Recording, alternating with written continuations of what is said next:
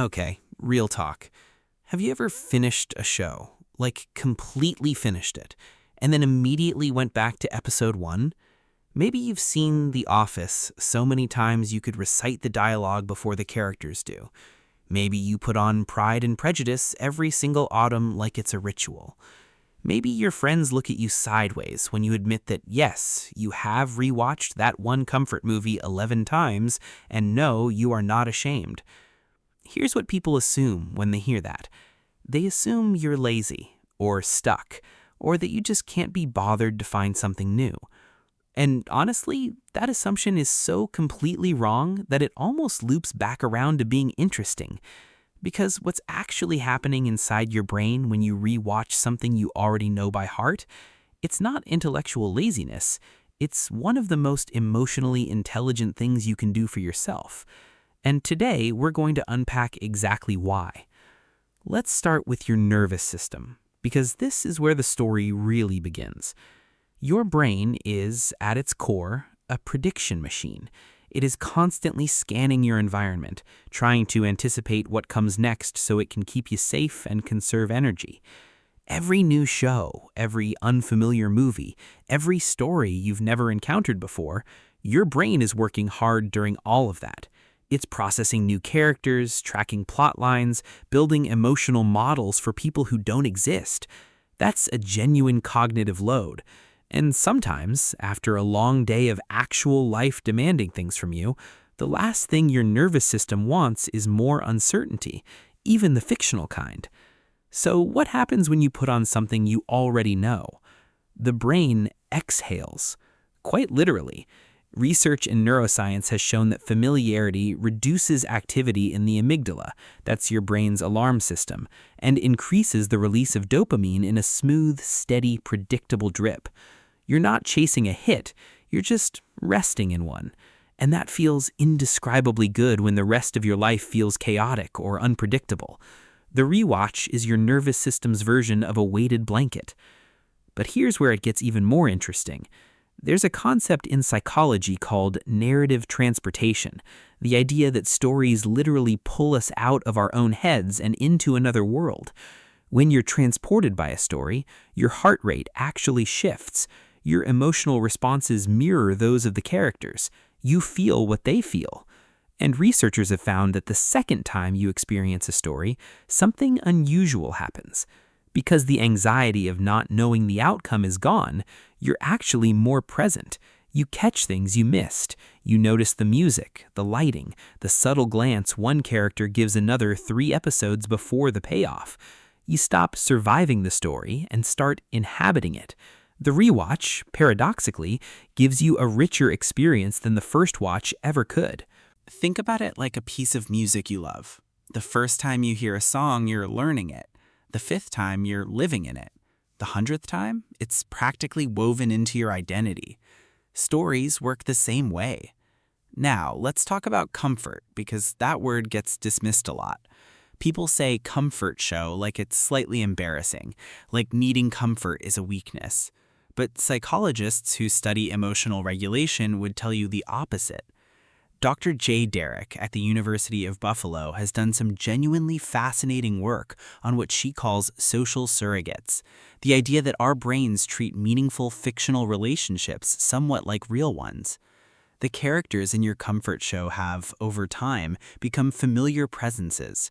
You know their quirks, their arcs, their failures and redemptions. And when your actual social world feels draining or difficult, spending time with them isn't avoidance, it's a form of emotional replenishment.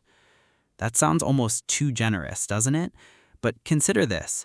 When you're lonely, or going through something hard, or just profoundly exhausted by the performance of being a person in the world, you don't always have the bandwidth to meet new fictional people either.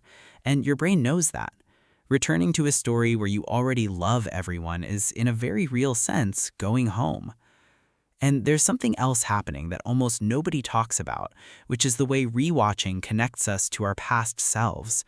Have you ever noticed that rewatching a movie you first saw as a teenager feels almost archaeological, like you're sifting through the person you used to be? Maybe you watched The Lion King as a child and it was just a sad but beautiful story about a lion. Then you watched it at 30 and suddenly you were crying in a way that had nothing to do with lions at all. The story didn't change. You did. And the rewatch becomes a mirror. Psychologists call this process narrative identity, the theory, developed by Dan McAdams, that we are fundamentally story-making creatures who use narrative to build a sense of self across time. The stories we return to aren't just entertainment, they're chapters in our own autobiography. When you rewatch something, you're not just revisiting a plot, you're revisiting a version of yourself and seeing how much has changed or how much hasn't. That's not escapism, that's self-knowledge. There's also a control element here that's worth sitting with. Life is genuinely unpredictable. Relationships end in ways you didn't see coming. Jobs disappear. People change without warning. But your show, your movie, you know exactly what happens. You know that the protagonist survives. You know the couple ends up together. You know the villain gets what they deserve, or in the case of more sophisticated storytelling, you understand why they didn't. The outcome is safe. And in a world where so little feels safe, that narrative certainty is not a small thing. It's an anchor. Some researchers have even studied this during periods of collective stress. During the early months of the pandemic, streaming services reported massive spikes in rewatches of classic comfort shows. People weren't discovering new content, they were going back. And psychologists weren't surprised at all, because what people were doing was instinctively managing their anxiety by reducing narrative uncertainty in at least one corner of their lives. It's like when everything is falling apart and you clean one room in your house, not because it fixes anything, but because control in a small space feels like sanity. Now, is any of this without nuance? Of course not. There's a version of rewatching that's avoidance, that's true. If you're putting on the same show every single night because the thought of sitting with your own thoughts is unbearable, that's worth paying attention to. But that's not about rewatching. That's about what the rewatching is standing for. The behavior itself isn't the problem. The question is always what's underneath it. For most people, most of the time, the rewatch is an act of quiet wisdom. It's choosing depth over breadth. It's prioritizing emotional restoration over novelty. It's the brain doing something sophisticated and self-aware, even if it looks from the outside like just pressing play again. And there's one last thing I want to leave you with.